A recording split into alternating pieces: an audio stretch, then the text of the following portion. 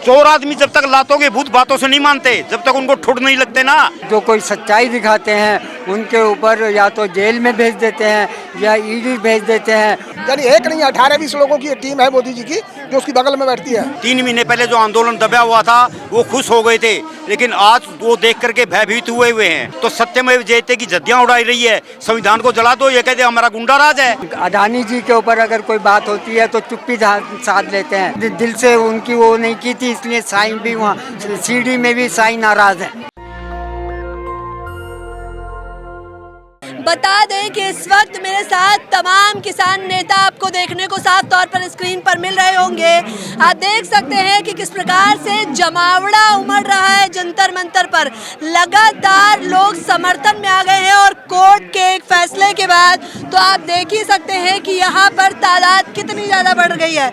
मथुरा से आए हुए हैं ये शख्स जो अभी आपको कैमरा में दिखाई दे रहे हैं, और ये भी लोग जो है यूपी फिरोजाबाद से आए हुए हैं। बिना देर करे शुरुआत करना चाहूँगी, चलिए चलकर बात करते हैं। क्या नाम है आपका? मेरा नाम गजेंद्र सिंह गावर कहते हैं मुझे। कहाँ से आए हैं आप? मथुरा जनपद से। मथुरा से आए हैं, किस लिए आए हैं आज यहाँ पर? यहाँ जो बेटियों के साथ अन्याय हुआ है उस अन्याय के खिलाफ लड़ाई लड़ने आए हैं और समर्थन देने आए हैं। अभी तो सिर्फ आरोप लगा है, सिद्ध थोड़ी हुआ चोरों है। की तारीफ कौन करेगा? चोरों की तारीफ कौन करेगा? ये बहुत सारे केस इस तरह के हैं, चाहे कुलदीप सेंगर को लीजिए, ब्रजेश को लीजिए। यानी एक नहीं 18-20 लोगों की टीम है मोदी जी की जो उसकी बगल में बैठती है। अच्छा, 18-20 लोगों की टीम है? जी हाँ। किसकी? मोदी जी की? जी हाँ। बताइए जरा, नाम बताइए कुछ। ना चोर, हाँ। मैं नाम बताऊंगा उनके लेकर के। हाँ, बताइए जरा ऑन कैमरा नाम। वो अजय टैनी मिश्रा जानती हो आप? नाम बताते रहिए, हमें पता है वो बीजेपी की। अभी जो हुआ ना FIR हो गई, FIR अजय टैनी मिश्रा के बेटे पर भी हुई थी, पर वो इसी तरह की हुई कि जो 2 महीने बाद जेल से बाहर आ गया। ये FIR जो हुई है इससे हम लोग संतुष्ट नहीं। क्या कहना चाहते हैं? न्यायालय भी बीजेपी के अंडर ही है। हाँ। अब तक इन्होंने जो कुछ किया है केवल माननीय जो जज हैं चंद्रचूड़ जी, बस उनकी वजह से कुछ हो रहा है। लगता है कि उनकी वजह से कुछ होगा, नहीं अर्थव्यवस्था वो हमारे यहाँ देश में कानून व्यवस्था खत्म हो चुकी है। कानून व्यवस्था खत्म हो गई? बिल्कुल खत्म। कौन कर रहा है खत्म? मोदी कर रहा है। एक ब्रजभूषण की वजह से आप पूरी बीजेपी को टारगेट कर देंगे?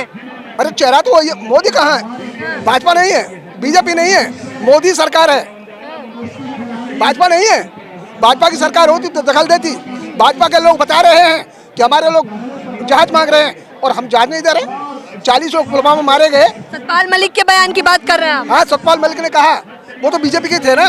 4 महीने फाइल अटका के रखी उनकी विमान वाली, क्यों उन्हें विमान नहीं दिया गया? और जिस रोड से भेजा गया वहाँ कार्रवाई क्यों नहीं लगाई गई? कैसे वो IDS वाली गाड़ी वहाँ पहुंची? क्या कर रही थी खुफिया एजेंसी और क्या कर रहा था भारत का गृह मंत्री? हाँ, क्या नाम है आपका? RK Agarwal, writer, singer, YouTuber. हाँ, क्या कहना चाहेंगे? हम ये कहना चाहेंगे कि जो ये गुंडागर्दी क्राइम हो रहा है, ये लोगों को कमजोर समझ करके हम गुंडे हैं, हमारी सब कुछ अब से ओवर है वो दब जाएंगे। 3 महीने पहले जो आंदोलन दबा हुआ था वो खुश हो गए थे, लेकिन आज वो देख करके भयभीत हुए हैं। मोदी आंदोलन दबाया किसने था? यहाँ पर जो पहलवान बैठे हैं वही चले गए थे ना अपनी स्वैच्छिक इच्छा? नहीं, वो ठीक है, उन्होंने जागरूकता था। उनके साथ धोखा हुआ, राजनीति हुई है, उनको विश्वास में लिया गया था। उन्हें नहीं पता था कि हमारे साथ धोखा होगा। जो धोखा हुआ, जब पहले जो धरना हटाया गया वो धोखे के साथ हुआ, वो चले गए। जब मोदी जी की वाहवाही होती है ना, बिल में से निकल के आ जाते हैं। अब मोदी जी क्यों नहीं आए यहाँ पर? सांसद कितनी दूर है? वो ये देश के अंदर इतना जघन्य अपराध है, कभी बोले हैं कुछ? ये क्या मतलब है? सत्यमेव जयते के लिए तो वो आए दिन बोलते रहते हैं मोदी जी। बोलने के यहाँ तो नहीं आए ना। आपको क्या ये दुखद घटना तो नहीं देखी ना उन्होंने? संविधान के अंदर लिखा हुआ है सत्यमेव जयते, तो सत्यमेव जयते की झड्डियां उड़ाई रही है। संविधान को जला दो, ये कहते हमारा गुंडा राज है। हम गुंडे हैं और पब्लिक को कमजोर समझ के गुंडागर्दी करेंगे और इसका अंत बहुत बुरा होगा। एक ये सारे विश्वव्यापी देशव्यापी आंदोलन है। ये हर एक आज देखो क्या है, और जिसके अंदर मनोबल होता है ना वो जीतता है। ये बहुत तकड़ी लड़ाई है और जब तक उसको कड़ी सजा नहीं मिलेगी ना। एक तरफ पहलवान कह रहे हैं कि हमें न्यायालय पे भरोसा है, ब्रजभूषण भी यही कह रहे हैं कि न्यायालय पे भरोसा। चोर आदमी जब तक लातों के भूत बातों से नहीं मानते, जब तक उनको ठुड नहीं लगते ना। अगर ये झूठे होते ना, अब तक ये यहाँ पर गोलियां चल जाती। ये सच्चे हैं इसलिए डरा हुआ है। और हम तो अंतिम समय तक उसको जब तक उम्र कैद, फांसी या जो इसका न्यायालय के अंदर जो भी कानून जब फांसी हो जानी चाहिए। आप ये बिल्कुल हो जानी चाहिए, क्यों नहीं हो जानी चाहिए? भूषण को बिल्कुल हो जानी चाहिए, क्यों नहीं हो जानी चाहिए? पहला मामला है यौन उत्पीड़न। नहीं ना, बिल्कुल पहले नहीं हुई। यौन उत्पीड़न का जो भी न्यायालय के अंदर है, उम्र कैद है, जो भी है वो होनी चाहिए। हम फांसी नहीं करे, जो न्यायालय के नियम है वो होनी चाहिए। क्यों नहीं होनी चाहिए? ये हमारी बेटी है, हमारी पोती है, ये नहीं है कि उनकी है। हमारी बेटी, हम हरियाणा के आदमी है, हमारा हरियाणा का खून है, इसलिए हमें मेरे। तो आप पूरा साईं बाबा का वेश धारण करके आए हैं, तो मैं ये कह सकती हूँ कि देखिए जंतर मंतर पर पहलवानों के समर्थन में लोग तो आ ही रहे हैं, साईं बाबा भी आ गए हैं। मैं सबसे पहले धन्यवाद करता हूँ नेशनल टीवी का, नेशनल दस्तक का, नेशनल दस्तक का, जो शंभू जी सच बोलते हैं और बेबाक अपना वो देते हैं, डिबेट देते हैं। मैं बहुत उनका आभारी हूँ और मैं हमेशा उनका क्या कहना चाहेंगे, क्यों आए हैं? कहना चाहता हूँ कि मोदी सरकार ने जो गोदी मीडिया अपने कब्जे में कर रखी है और जो सोशल मीडिया है, जो कोई सच्चाई दिखाते हैं उनके ऊपर या तो जेल में भेज देते हैं या ईडी भेज देते हैं, और जो सच बोलते हैं उनके पीछे ईडी सीडी भेज देते हैं।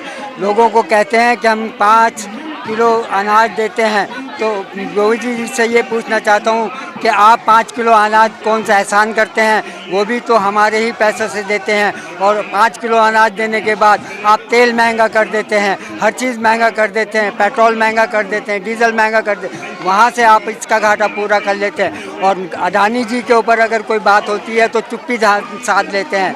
और दूसरी, ये जो वेशभूषा धारण करके आए हैं, इसका क्या कारण है? आप तो भगवान साईं बाबा लग रहे हैं।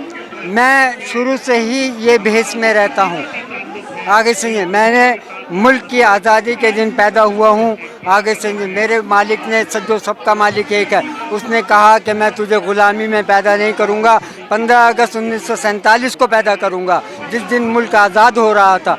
इसलिए मैंने नेहरू से लेके और आज तक का प्रधानमंत्रियों का राज देखा है, लेकिन जिन पीछे की सरकारों ने जो कुछ बनाया था, इन्होंने सब अडानी। साईं बाबा जी क्या कहना चाहेंगे, देश में क्या चल रहा है? मैं साईं बाबा चाहते हैं कि सच की ओर जाएं, इंसाफ की ओर जाएं, लोगों का ख्याल रखें, लोगों की मुसीबतों को देखें, आगे से परेशान हालों को परेशानी से दूर अच्छा, करें। अभी क्या माहौल चल रहा है? अभी कैसा जो माहौल चल रहा है वो मोदी जी के डिक्टेटर राज चल रहा है।